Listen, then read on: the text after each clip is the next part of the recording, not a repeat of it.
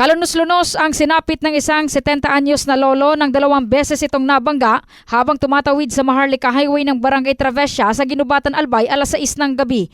Kinilala ng pulisya ang biktimang si Lolo Kedep Lagunoy, taga-sitio Mabalod, Barangay Tandarora ng kaparehong bayan. Lumalabas sa investigasyon na habang tumatawid ito sa kalsada, isang pampasaherong jeep na minamaneho ni Roman Loreta de Guzman ang nakabangga rito. Sa lakas ng impact, tumilapon ang biktima sa kabilang linya ng kalsada at dito muling nabangga ng isang dump truck na minamaneho naman ni Charlie Abaco Malaya, 44 anyos na taga-barangay Barriada sa Legazpi City. Sa kuhang video ni Sara Lomerio Realuyo, makikita pa ang nagkalasog-lasog na katawan ng biktima sa gitna ng kalsada at nagdala na rin ng matinding traffic sa lugar.